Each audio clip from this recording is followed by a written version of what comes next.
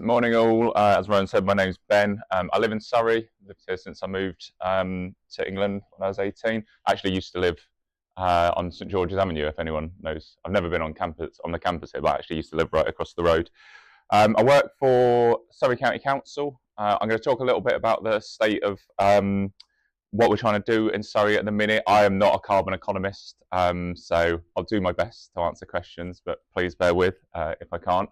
I'm the engagement lead across the Greener Futures group, so we deal with strategic energy, which includes all the grants for home energy efficiency upgrades, looking at the local area energy plan, natural environment, which is local nature recovery strategy, biodiversity net gain, if you've heard of any of those things, the volunteering and business support group, and the climate change team, which is where I sit. So I manage the engagement team in there.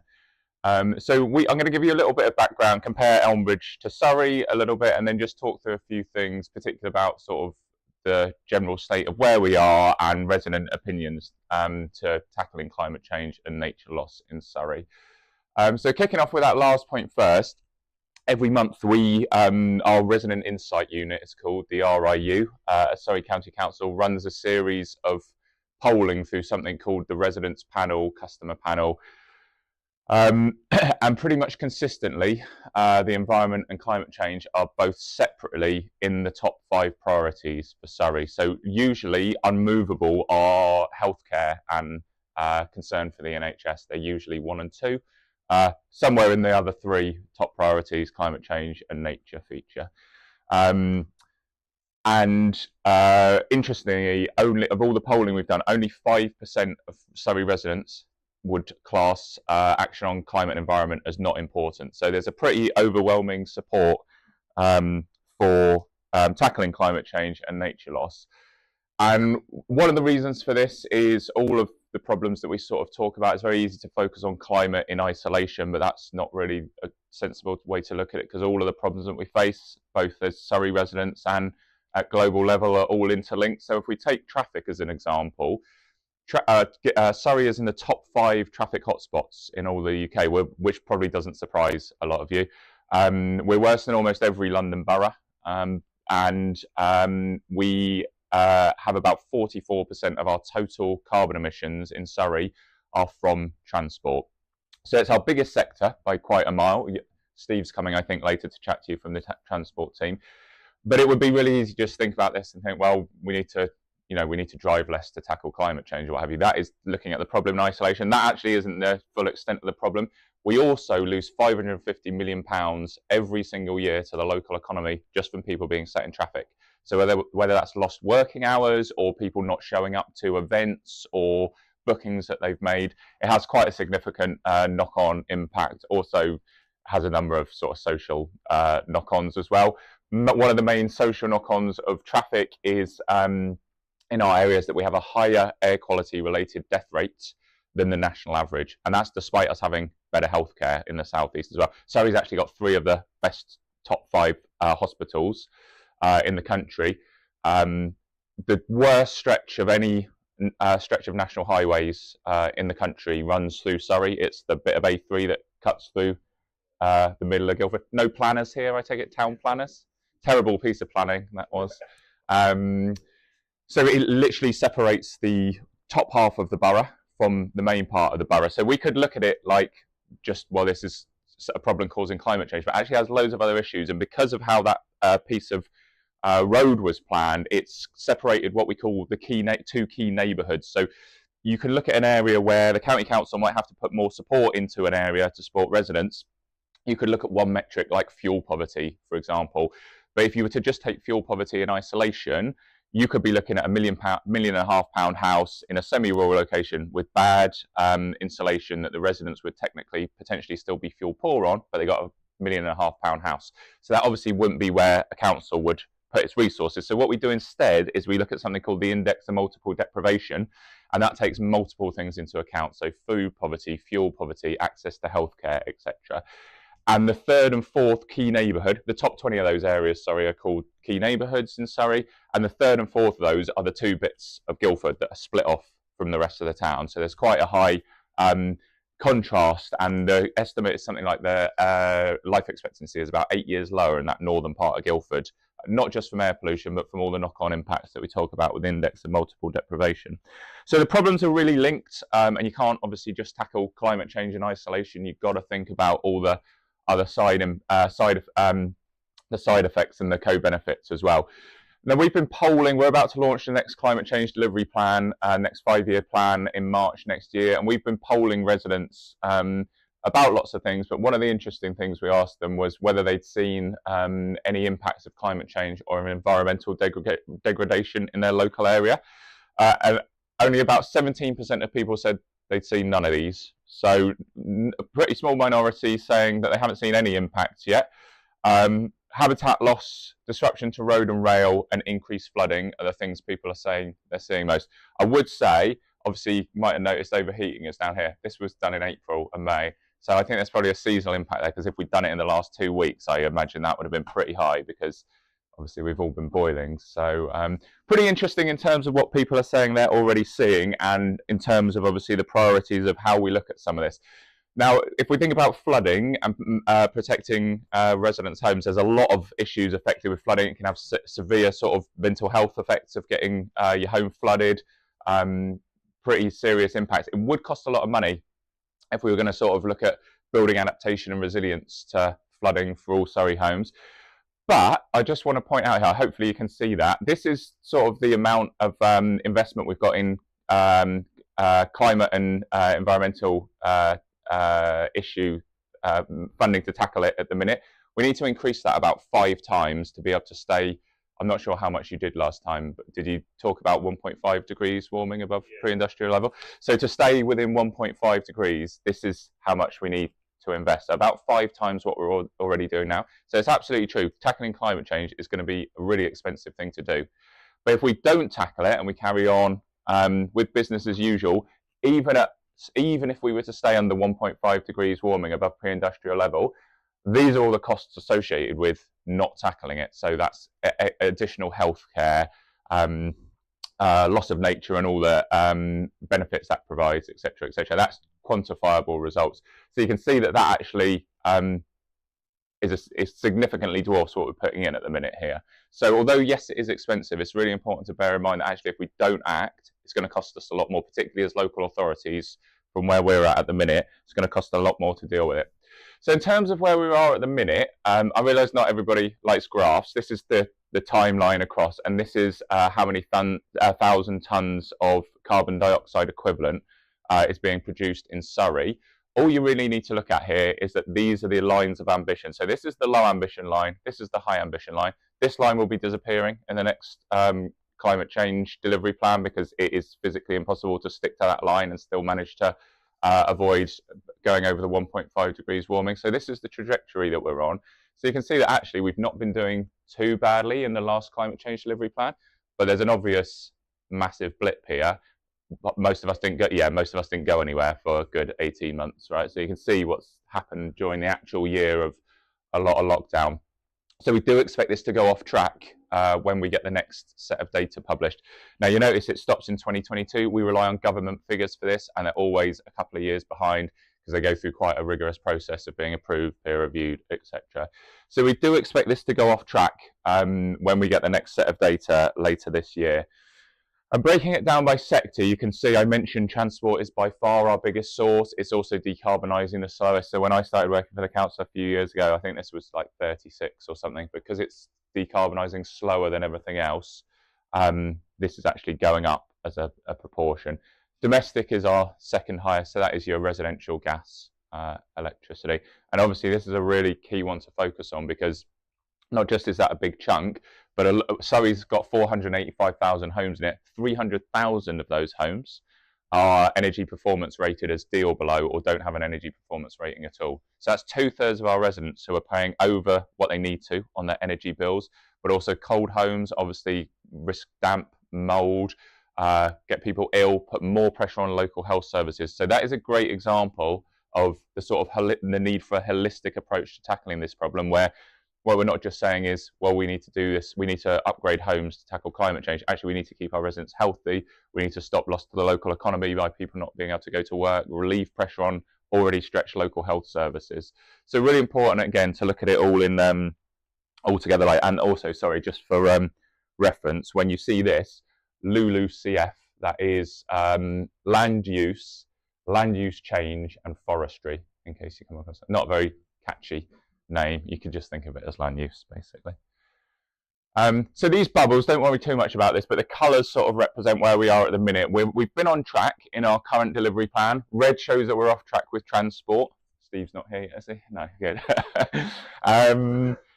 And this is where we stand to be with it when the next stats are released. So we're going to be off track with transport and domestic, and we risk going off track with the other ones. That's why they're amber. But that's tons of carbon that need to be reduced. But at the top, we've got our baseline of where our last measurements were taken from, and against the graph of what we were showing before with a high ambition, this is the amount that we need to reduce. So on our current pathway, this is the amount that we need to reduce, and this is what we need to get to. The one at the end goes up, the arrow goes up, is because that's land use. So that is carbon sequestration. So that is trees, for example, taking in carbon dioxide. In easier terms, that's why I was sort of skipping over that one, because it doesn't mean a lot, thousands of tons. What does that mean to anybody? As proxies, what we could say, for example, is that if we're going to reduce our transport emissions by enough, we need to get 171,000 cars off the road, which is a lot. That's a lot of cars. So really difficult. If we're going to hit our land use target, we need to plant 13,000 football pitches worth of trees. I'm not saying we need to go out and plant trees on football pitches. Obviously, football teams won't be very happy. It's a proxy, so that's the equivalent of what we need to do, basically. So if we look at it individually, so some of it is a lot more achievable than others. So the waste, our waste target will be the equivalent of you reducing your annual rubbish by about a fifth, which seems pretty achievable. That's not too bad. But then 171,000 cars off the road, that is really tricky. And that isn't even, the tricky part about that, right, is the need for the coupling of a lot of behaviour change with a lot of investment in infrastructure, because it's lovely cycling and walking around Surrey, but people don't often feel safe on the roads. Well, there you go. Sorry, it's lovely views, I should say, but people just don't feel safe on the roads, and you can completely understand why. My mate got knocked off his bike just down there, actually, when we lived here. So people just don't feel safe to do it. Public transport isn't always fantastic to get around. A lot of the bus timetables don't work properly. So it's a real problem that needs tackling. And obviously we do have some opportunities here, because I don't want to wade too much into local government reorganisation, I don't think, but obviously the makeup of the council will be changing, and there are opportunities there where perhaps we could look at how we make some of that better. Subsidised bus fares, whatever it might be. So there's lots of solutions. I'm not going to plant too many solutions in your head. In terms of domestic, it's 180,000 homes upgraded with insulation and a heat pump. Now, that isn't to say that's exactly the measures that need doing again. It's the equivalent of that. But again, the benefits from this, keeping people warm and cosy. Heat pumps can save you money if it's done in the right order. If you just put it in without thinking about upsizing your radiators or insulation, then it can actually end up costing you more money, but done in the right order can save you more money. We've got a great case study. My boss actually went down to visit a case study, and they had social housing site where they put in 60, 70 heat pumps. And one of the residents was telling my boss it's the first time she's ever felt warm, because she used to just turn a boiler on for half an hour in the morning, half an hour at night, whereas a heat pump runs at a more efficient rate throughout the day. Residents typically say they're easier to use, and you might not know, but heat pump owners are the most satisfied of any heating system owner, even more than gas boilers, which most people don't realise, because there's still a lot of it's new tech, right? So there's still a lot of sort of confusion and misunderstanding around.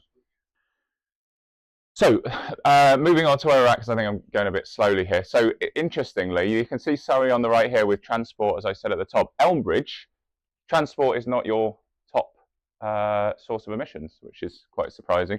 Yours is actually residential, which is probably quite encouraging, because it's potentially an easier problem to tackle. We're about to launch the Warm Homes Local Grant, so that is a delivery scheme where residents can get up to £15,000 for home energy upgrades, so insulation, things like that. But they can also get another £15,000 towards a heat pump on top of it. So 30 grand if your household income is below £36,000 on your unmean tested benefits. So potentially for any of the residents who would fit into that bracket, that is quite a lot of people that could take advantage of that. We also obviously run the bulk purchasing scheme through Surrey called Solar Together. So for anybody who's in what's called the able to pay market, they can get cut price solar panels because it's lots of people going in together, and so we get a reduced price. So encouragingly, I think for Elmbridge, you've got a decent shot of being able to tackle some of that. Now, public sector's not bad. We're all doing all right on organisation emissions. Surrey County Council. Have you guys seen the Climate Emergency UK scorecards? Have you seen that yet? So we didn't do great overall. We got minus 147% on planning, which is not ideal. So that really dragged us down. But we are joint top for buildings and heating in the country, and planning's actually out the county council's control, unfortunately. So we scored 97% on that, which is pretty good. We've been really good at getting public sector decarbonisation scheme funding. So there's that, and then there's another one called CPD, which we scored, I think, a B on. I'd have to check. So we're not doing terrible as organisations, but that's a lot easier to control. It's the whole behaviour change piece, which is really difficult. And the important thing, I'm not going to go into scopes too much because I don't think you need to bog yourselves down with that, but you could think of scopes, right? Scope 1, 2, and 3, that's how we class emissions. You could pretty much think of the first 2 scopes as pretty much all the gas, petrol, electricity, aircon that we use. And scope 3 is everything else. So that could be all the consumption. So that could be your holidays, your bank account. For example, if you got a bank account in one of the top 5 high street banks, they invest a lot in fossil fuels. So if you were looking at your own personal emissions, that would count as part of your personal footprint in your scope 3. Don't get bogged down with that. You don't need to know it for the purposes of this. The important point is that all the figures I just showed you are the county's scope 1 and 2 emissions.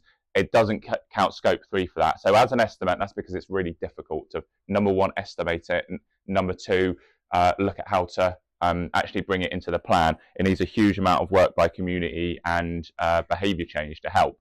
So if we look at all these together, they equal about 5.5 million tonnes of CO2 equivalent. When you look at that graph I just showed you of all the other stuff, everything else is 20. That's another 20.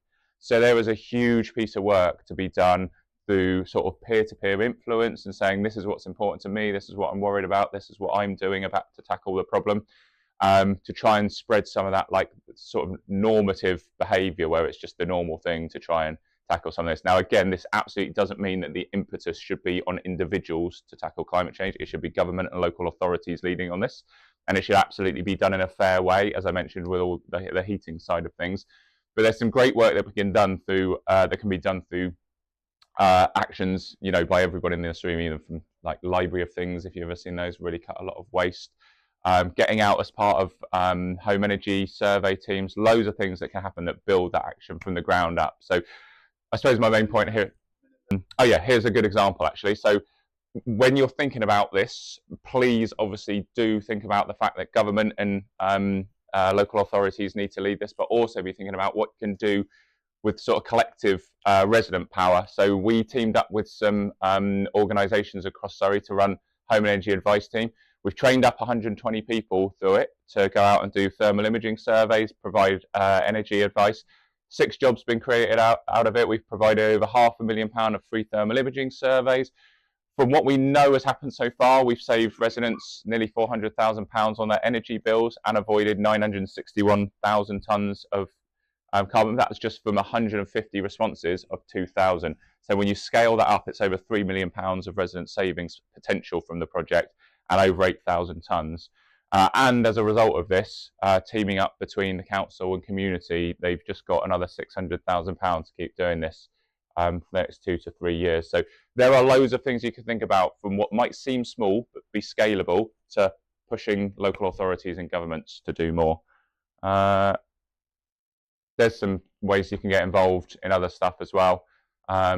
We've got a commonplace site at the minute live for the next climate change delivery plan, so maybe I can send it to you guys and you could comment on it. And if you've got any questions or you want to ask anything, then please do feel free to drop us an email. Done.